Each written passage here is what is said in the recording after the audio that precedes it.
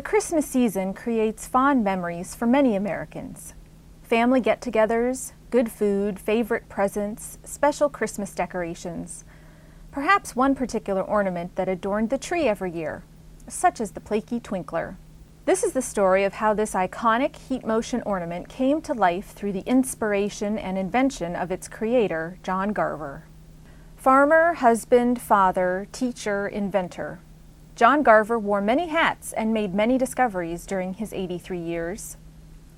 Born and raised near Youngstown, Ohio, John went to Boardman schools and majored in science at North Manchester College, where he met his lovely wife, Joanne. In 1952, John began a 30-year teaching career at Boardman High School. He and Joanne had 5 children. John credits his early farming experience as his source of creative inventiveness. On the farm, you have to repair your own machinery. And the machines they sell you don't always work in Ohio the same as Iowa. So we had to modify our machines. So as a kid, I'm watching my dad weld and my uncle and fixing machines. And by the time I was 6, I knew how to weld. John also credits his father for his hands-on ingenuity. I remember when I was 6, I wanted a train at Christmas time. My dad said, "Nope, you can't have a train." I said, "Why?" He said, "Because if you have a train and it wind it up and it goes around that track, you just watch it. If you want a train, you make it." And so he made it possible for me to make a train by buying me every Christmas for the next 6-7 years an erector set. This hands-on ingenuity led to the application of 8 different patents, which are only a small representation of the many inventions John pioneered. But by far, John's most recognizable invention is the heat motion Twinkler Christmas ornament. So what really sparked John's genius and set the ball rolling in the invention of the famous Twinkler? Inspiration blossomed when John realized that a spinner could be put on a radiometer bearing. I've had a fun life making discoveries. And one of the discoveries that you can see here is connected with the Twinkler. That little one on top of the tree on a pin, on a piece of wire, has a glass bearing. For the first few thousand Twinklers, the bearing was made at home. When you're inventing, the first invention normally is somewhat of a failure, just enough to keep you going. And then later you fix it. John's first prototype was the needle ornament on a Christmas tree. I had a box with that spinner, and it's just a piece of wire I took out of a wire tie. I put them in a box and they didn't sell in the hardware store, so I thought that's a lousy idea. I gave half a dozen to my friend. Next Christmas I go to his house, he's got them running on his tree. And I thought, if he's willing to wire those up, is attracted enough to it to do that, it must have some merit. John's inventive nature found inspiration in everything. My sister, who's 2 years younger than I am, for Christmas she gave me a bow tie. It was in a clear plastic sleeve. That's how it was packaged. And I said, "How dumb can you be? All I need to do is put the Twinkler in the sleeve, protect it from the angel hair, and hang it. It'll stay vertical, and we can make them go." Yeah, this is the original prototype that we sold 1,000 of in one day down at Strauss's. John made the molds by hand at home and melted the plastics in his oven. He then handed over the injection molds to Plakie. But at their factory, their machine heats it up and has it ready. And it just closes on it and squirts it in, and then they have a way to cool it, and they can make them fast. Proud of his invention and the inspiration that caused it, John brought the prototype to school and showed it to his class.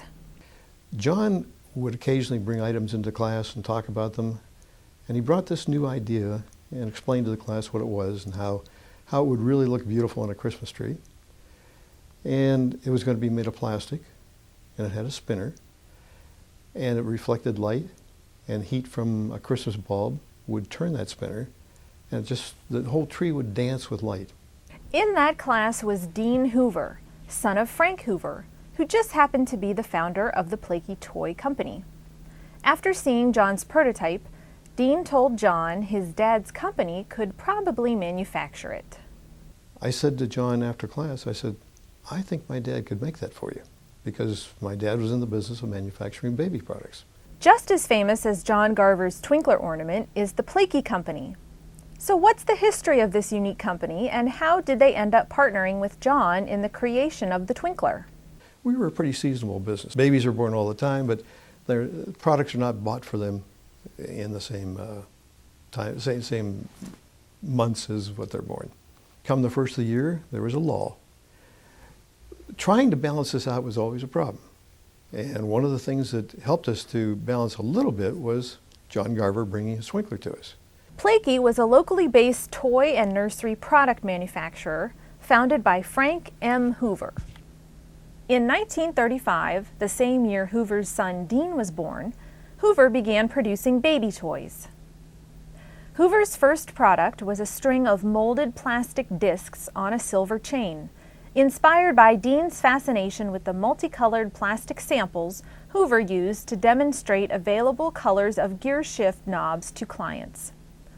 By the 1940s, the company had expanded in both products and personnel. Though Plakie's headquarters remained local throughout most of the company's history, its products were marketed all over the United States. By the 1990s, rising production costs and increased market competition forced Plakie's dissolution. Yet Plakie toys continue to evoke fond memories of childhood amusement. Despite the massive success of the Twinkler and its local popularity, it had one problem: a defective pin. So they blew it by not manufacturing right. The Garvers even had plans for additional shapes that never came to be.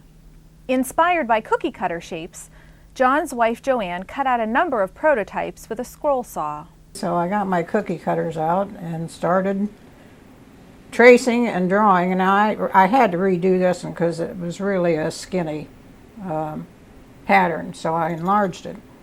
And this was just a normal cookie cutter. Fortunately, John's enthusiasm and passion for keeping the Twinkler in the marketplace has never dimmed. Today, he is on the hunt for a new manufacturer for his current Twinkler design. As popular as they were when John Garver first made them years ago, Twinklers are even more in demand today. Arguably one of the most popular items in the vintage marketplace among Christmas collectors, Twinklers fetch a much higher price than their original 29-cent price tag.